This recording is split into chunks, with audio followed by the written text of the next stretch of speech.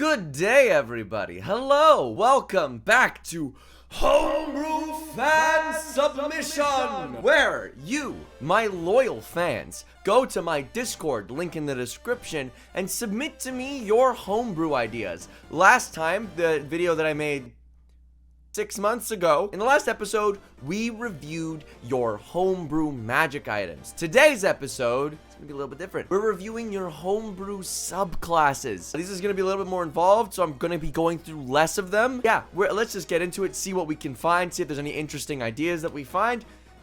But let me just be honest with you. Let me level with you for a moment. Just you and me, all right? Most homebrew sucks, and everybody knows it, and that's okay.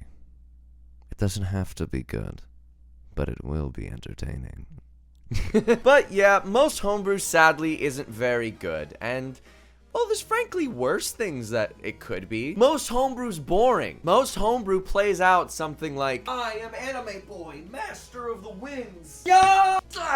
We don't need that. What we do need is good ideas. So hopefully we don't have a lot of anime, but we instead just have good ideas. Reminder, all of my patrons get every single one of my videos 24 hours early. So if you'd like to be a part of the illustrious club that keeps me being a gamer and allows me to continue to make videos, please consider joining my Patreon. Also, only like 5% of my viewers are subscribed, so please remember to hit that subscribe button. It helps me out a lot. I'm trying to get to 300,000 subscribers by the end of the year. I think that'd be an impressive goal to reach. The level of growth I've been seeing is awesome, but I want to keep going up and up because that's the way it is. Anyway, back to the video. So, starting off in my Discord, in the Homebrew Fan Submission Discord, we have a fight. We are going to be starting with the first submission made September of 2021. Look, I'm not gonna lie, I sometimes just forget. I forget a lot.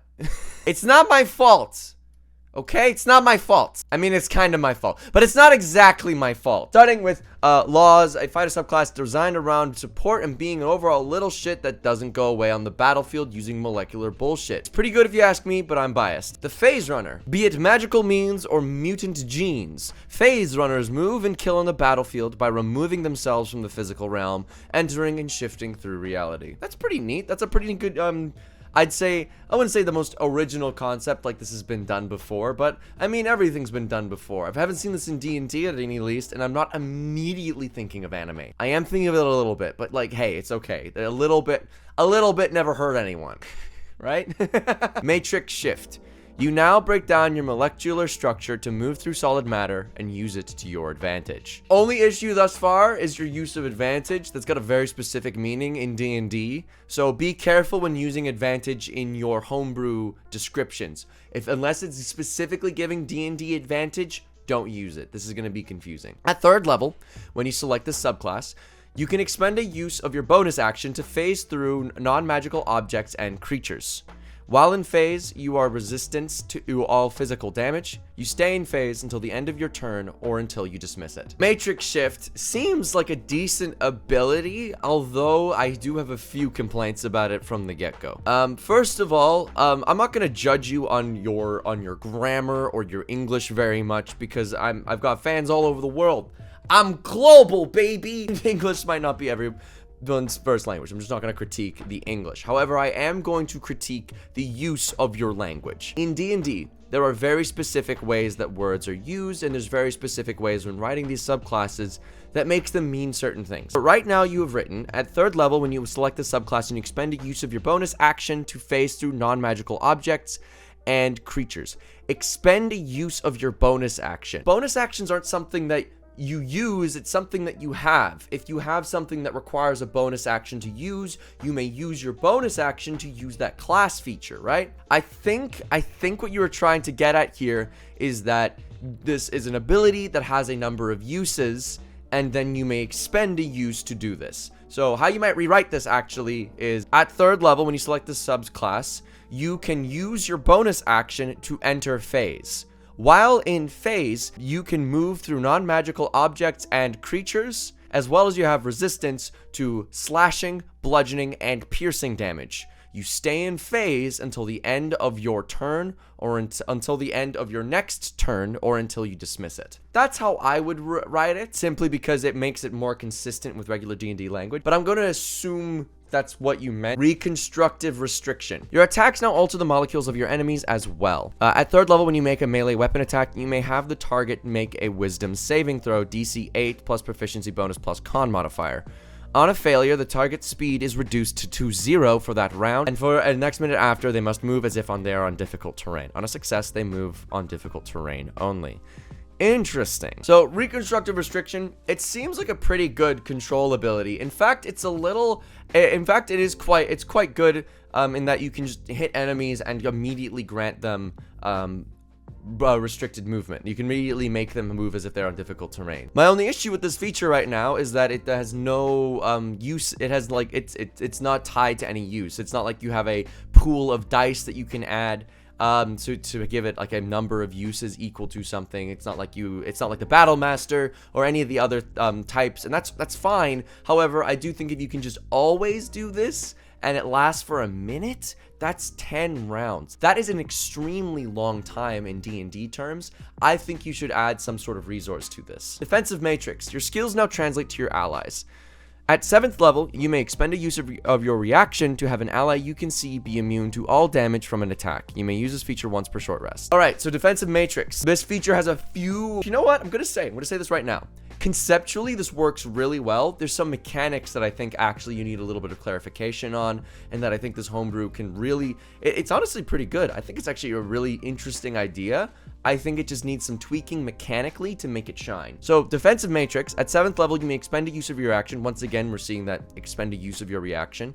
So the thing with reactions is they have to have triggers. They have to be triggered by something, whether that be one of your allies is hit with an attack, one of your allies takes damage, you take damage. There needs to be a trigger for a reaction to occur. How this feature is currently worded, it kind of just is. There's nothing really, it just, you can use that. It's just kind of like having an extra section of your rest standard turn.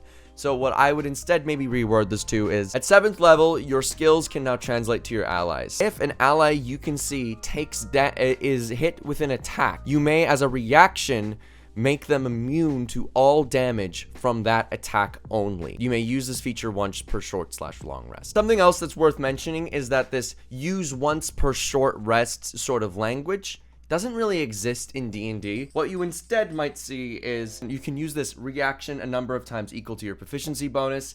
You regain all expended uses when you finish a short/long rest. Or you might say you may use this feature once and regain all expended uses on a short rest. So you regain features on a short rest. It's not like you can only use features per short rest, if that makes any sense. Just some wording stuff. Honestly though, quite good all around as far as I can tell right now. I don't think that this is a particularly strong class feature. I think currently, if I was looking at this as like how would I improve this, I would make it so that Reconstructive Restriction, Defensive Matrix, give this class like a pool of points or dice or something that they can use to fuel their attacks. And they get a number of dice equal to, I don't know, double their proficiency bonus, double their modifier or something. Give them a sizable chunk of dice, you know, a number equal to their levels in this class. I think that works. At 10th level, you can fully charge your matrix shift to its extent. At 10th level, you become resistant to all damage when you phase. You may also have an ally expend the reaction to join you in phase until the end of their turn.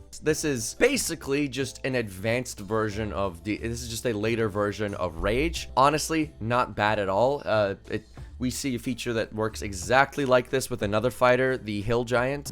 I think it's the Stone Rune or the Hill Rune from the Rune Knight fighter. Matrix Assimilation. You learn that energy can be repurposed for your own gain. At 15th level, you may now use Defensive Matrix twice per short or long rest instead of once. At use of Defensive Matrix, you gain hit points equal to the number of damage dealt. Should you be healed to max 8, you gain temporary hit points equal to the remainder. Once again, pretty decent ability. This is obviously going to continue to scale even higher as people continue to take more and more damage in different fights. I do think that in this particular case, with matrix assimilation in mind, defensive matrix should only activate on attack rolls, not just when they take damage. At 15th level, you're going up against CR 17-ish threats, maybe even CR 20. Those things can deal roughly about 20 to 40 damage in a single hit. So you're still going to be able to get a lot of your health back with your attack roll stuff. However, this means that you won't be able to get a shitload of damage back from things like wizards, breath weapons from dragons. It makes it a little bit more balanced, because how a lot of those creatures and those entities are balanced is that they deal a large amount of damage all at once,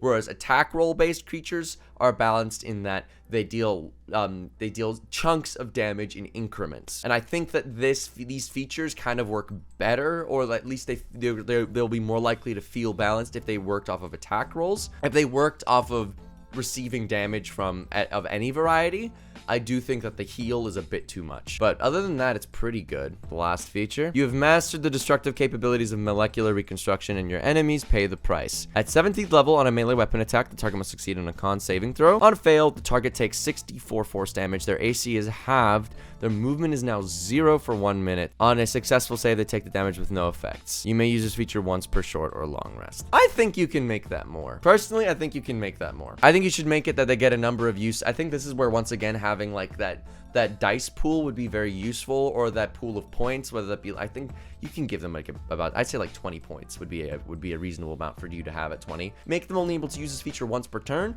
but give them those points so they can continue to do it. This fighter class is already quite low damage as a whole. It's going to be one of the lower damage fighters, even though it is quite supportive. I think having a pool to fuel the abilities will make the class feel overall a bit more balanced, but honestly, a pretty good start overall. I was able to talk about this for like 16 minutes. Most of my critiques are about wording, so that it can continue, so that it is more homogenous within the D&D world, but no one's going to get confused upon reading it. As is, prior to the changes that I have mentioned, I would give this a solid 6 out of 10. A solid 6 out of 10 without the changes I mentioned. Because there is some things that I think it's not functioning well in one way, and then it's really good in another area that doesn't really fit with it. Its kit isn't entirely homogenous yet. For reference, a 7 out of 10 is something that I would use in my own games, or that I would be okay with my players using. And in this case, it's very close. I think if you adjust the wording, maybe fix how many times they can use this stuff, I think this would be a really solid subclass. 6 out of 10 is a really good start. Damn. We are starting off good. We have Neo Ice Cream. Them here is the way of the Many Fist Monk. Way of the Many Fist Monk. Those who take the Many Fist hold themselves at higher physical standard. They hit faster and stronger than many others in such a way that they sometimes appear to have multiple arms. These monks are often trained for war, and those who are belong to kingdoms who put them through extreme training to be faster and stronger than others. At 3rd level, 100 Fist. When you make an attack action with an unarmed strike, you can make additional unarmed strike as part of that same action. You cannot add your ability score modifier to the damage. You can use this with the extra attack feature if you have it, for a total of 3 attacks. Honestly, not a bad feature thus far. I think this works. I think that's a solid damage bump to the monk. Monk already, I will say, is quite strong from levels 1 through 10. I do think that after 10th level it falls off, and it's really not good at multi-classing, but I think this feature can really help out at this class at higher levels, if possible. I would say, though, that having 3 attacks for a monk, I do think you've also balanced it nicely by being unable to add the ability score modifier to the damage. I think that works out quite well. I do want to flag this feature, though, as having extra attacks can often be really, really useful, especially if you're the type of dungeon master / player who likes to multi-class with paladin and add smites onto this stuff. So this is something that I think you should just flag as, like, this is potentially something that might need to be reworked in gameplay. Swift Fist. At 6th level, you can choose to make an additional unarmed strike when you take the attack action, and take disadvantage on attack rolls for each attack made this turn. Okay, so now you are making at this point 4 unarmed strikes, 3 of which have modifiers, but all of them are at disadvantage. And also, none of these features so far are using any key. None of these features so far have used any key points whatsoever. I think that this 6th level feature can be reworked just a little bit. The big problem with monks is that the subclasses are quite key expensive. I don't think you can just remove that aspect and be like, it's now good. I think you still need to make some of these features use some variety of key point at some point. I think going the Ascendant Dragon Monk style would work quite well, where you can use this feature a number of times equal to your proficiency bonus, and then you have to start spending key. But just allowing them to do this it's just going to start making this class feel really stupid to play. There's going to be no decision-making process. It's just going to be, I might as well. It's just a clear upgrade from a previous feature. Although the disadvantage thing, I think then what you can do is you can give them a, like, 1 use per short rest, and then, however, and then every use after that, they got to spend like a key point or 2. I think that would make the 6th level feature a lot more balanced, and you can get rid of the disadvantage thing. Elite Key Fist. At 11th level, when you make an unarmed strike, you can spend a key point to max the damage of the attack or gain advantage on the attack roll. So I see this either completely counteracts Swift Fist when you spend a key point, so basically what I was saying, but then you can also max the damage of the attack. This can very quickly get out of hand, especially if you allow smites of any variety. I think I'd be fine with you saying max the unarmed strike damage roll, so that specifically that single d10, and then any excess damage after that or something is not, it cannot be maxed out. Otherwise, this can get pretty crazy, and make the key point cost a little higher. At 11th level, 1 key point, you're doing this every single attack, no questions asked. Maybe make it like 2 key points. 17th level, 1000 Fist. When you spend a key point in your flurry of blows, you can attack an extra time. Okay, so in total, at 20th level, you're making 7 attacks, and you can potentially max all of those. Let's do, these are d10s, or gain advantage on the attack roll. You can only do one or the other. That's still gonna be, it's gonna be 73.5 damage from this monk class as a whole, which is still less than a fighter, which I guess isn't that bad. Or you can max the damage roll, making this 100 damage. Still, this class is not doing enough damage. Doing 100 damage for a burst and expending resources, that's okay. You're starting to enter the realm of fighter territory, but my main thing with Monk is they're not a class that should be really doing damage in the first place, at least past 10th level. Their entire purpose at past 10th level is kind of just being hard to remove. I think if you made the subclass more specialized into buffing and helping an ally, I think it'd be a better subclass. But right now, as it stands, this class is okay. Like, you could play it. I'm sure you'll have fun with it. I don't think it's excessively broken, though I do think that the class features just don't really work with the monk kit as a whole. You're just making a bunch of attacks that's still less than the fighter, so I don't really see why you'd want to pick this over the fighter, you know? You could potentially be like, oh, well, you can stunning strike with this. Well, fighter's got spells with Eldritch Knight. There's just other options, and I don't see... If you're making a subclass that's supposed to be like the damage class of the monk, I think I need to see it synergize more with its main class features. I don't know. I feel like just doing a bunch of attacks is fine. It just buffs it, but it's just a different version of a fighter at the end of the day. And I don't know how I feel about that. Maybe for their 17th level feature for 1000 Fist, what you could do, because you're 17 levels in monk, okay? You're not gonna have Spirit Shroud. You're not gonna have those crazy damage buffing spells. All right, let's go crazy. What if you give them a feature where they can spend a number of key points and they can make a number of attack rolls equal to the number of key points spent, except those attack rolls use a d4 instead of the standard monk d10 damage dice. That way, if you spend all 20, so use every single resource you have, you are spent now for the rest of the fight, that's 140 damage. Considering if you want to make this a damage class, I think that would be a better capstone feature for a 1000 Fist monk. I think this would make the feature feel unique. Additionally, keep in mind, an Eldritch Knight fighter that takes the Shadow Blade spell can deal 167 damage with Action Surge and a 4th level slot. So you can make things do damage. And I think this class is lacking. It's somehow both broken and not at the same time. It's just not unique enough right now. I think this class needs a bit of a rework. Overall, I'd give it about a 4 out of 10. It doesn't quite hit the mark, but hey, it's not garbage. This isn't the worst subclass I've ever seen. Honestly, you were working with hard stuff from the beginning. You picked the monk.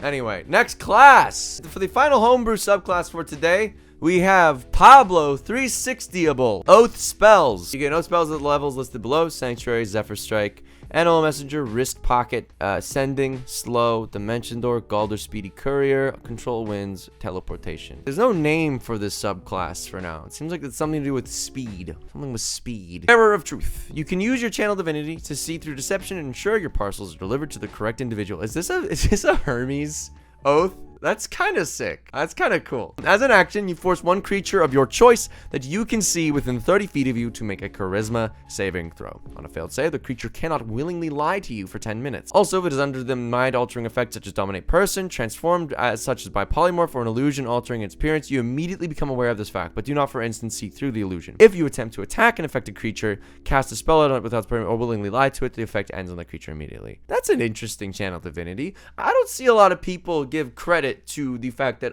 channel divinities can have very useful out of combat usability, and I like this. I like this. Return to sender. As a reaction, when a creature you can see attacks you or a target within 5 feet of you, you can impose disadvantage on the attack roll. If the attack misses, the attacking creature takes 2d8 radiant damage. Honestly, considering the power of the Oath of Redemption Paladins feature, I think you can up that damage. I think you can make it that if the attack misses, the attacking creature takes a number of damage equal to half. I would make this like what I would make it do instead, just so it's not exactly the Oath of Redemption Paladin. If the attack misses, creature instead hits itself. Deal the full total damage and then have it. The creature takes half of the total damage rolled. So that way, keep in mind, critical hits. You can't ever critical hit yourself with this feature then, so it's not going to be like, oh, well, what happens if you crit? You can't with this because you have to miss. And then they can still, like, if they have like a big attack, they can still deal that to themselves. I think that makes it feel more balanced, and it also, I feel like, return to sender, that to me sounds like it's like they're hitting and then they hit themselves back. That's what I think, although this feature as is still actually works. Aura of Persistence. Starting at 7th level, your tenacity makes you and your allies difficult to waylay. You ignore all non-magical difficult terrain, your speed cannot be reduced except by being grappled or restrained, and you have advantage on athletics or acrobatics checks made to escape or resist a grapple, as well as strength saving throws made to escape a restraining effect. Additionally, any ally within 10 feet of you at the start of your turn gains these benefits until the start of your next turn. So you do realize this is just the exact opposite of Matt Mercer's Oath of the Open Seas Aura of Liberation. I would like just to mention that. I think you can change this in the following ways. You ignore all difficult terrain. I don't think it really matters if it's non-magical or not. I think you're 7th level. 7th level paladin auras are quite powerful. I think having it ignore all difficult terrain makes sense. Your speed cannot be reduced, and you have advantage on athletics or acrobatics checks made to resist a grapple or restraining throw to escape a restraining effect. It's an okay aura. I think if you made it so that they just straight up ignored difficult terrain, I think it'd be a lot better. I think if you maybe combined like maybe the Oath of Glories feature where you give a boost to your movement speed, it might make it feel a little bit different. Right now, it just feels the exact same. At 18th level, the aura expands to 20 feet and additionally confers immunity to magical difficult terrain and negates disadvantage on this dexterity saving throws imposed by restrained status condition. So with my change that I mentioned, the magical difficult terrain thing just out the window because it's already in effect, and negates disadvantage on dex saving throws imposed by restrained status condition. It just makes the restrained condition completely useless. I think the Aura of Liberation is better. I think you should look at that and see how you can make it different. Swift of Foot. Starting at 15th level, you can dash as a bonus action, and all attacks of opportunity against you have a disadvantage. Additionally, the first melee weapon attack against each creature that is more than 30 feet away from you at the start of your turn is automatically considered a critical hit if it lands. It only applies to attacks you make on your turn. A guaranteed crit? You get a guaranteed crit as long as you move? No. Allowing yourself, a paladin, to have a guaranteed crits? Are you out of your mind? Really? Guarantee? You just want to give that to them? You want to give that to paladins? You just want them to be like, hey, here's a ability to always crit? Really? That's what you want to give to paladins? No. That's busted. That's silly. That feature is going to be fodder for optimizers. I'm looking at this and I'm like, wow, I could just make things do ballooning amounts of damage with this. Imagine for a moment that you do one of my like single hit damage builds. Remember how I could do 200 damage in a single hit? If I can critical hit, that goes up to 400. You want to allow that with one hit? I don't think so. I don't think so. I think you should change that feature entirely. 100%. Get rid of the auto crit feature. Auto crit features are never going to be fun. Well, they're going to be fun. They're just never going to be balanced. Instead, I do like the idea of movement buffing attack. Why don't you make it so that you can buff the attack roll by +10, therefore making it easier and more consistent to use something like Great Weapon Master, for instance. I think that makes more sense. I think it also still works quite well, and then you can apply it to every attack roll as long as you moved 30 feet prior. I think that would work better than this.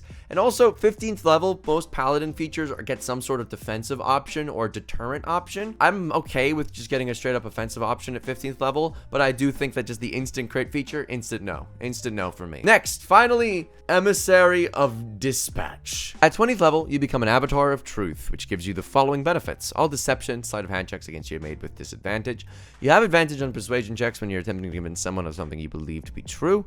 You have advantage on all wisdom saving throws. You also have the ability to dispatch certain notices from the gods themselves. Oh, that's a cool feature. As a bonus action, you can give someone the following notices as long as they're within 30 feet of you and can hear you. Memento Mori. God of Death comes with a reminder that it is alone amongst all things inevitable. Target creature is vulnerable to all damage it used to be neutral toward, and neutral toward all damage it used to resist until the start of your next turn. That's an interesting feature. I like that. Carpe Diem. A god of life brings a missive of joy and wonder the next time target creature makes a skill check in the next 10 minutes. It can't roll lower than a 20. Truth will out. A god of light makes known that the sun will always rise over shadow. Choose one spell affecting target creature. It ends. Tower of Babel. A god of darkness brings a message of confusion. Target creature loses access to a number of random languages equal to your charisma modifier until it takes a short rest. Then until it regains its language, cannot cast any spells that require verbal components. Once you deliver any of the above missives, you cannot deliver that missive again until you finish the long rest. Honestly, that's a solid feature. That is a solid 20th level capstone feature. I like that a lot. I actually really, I love the flavor. I think it's super neat. I love the idea of a paladin literally being a messenger from the gods and being like, your time is up. I think that's sick. I think this is a really cool idea. I'm gonna steal that and use that for something else I'm gonna make later.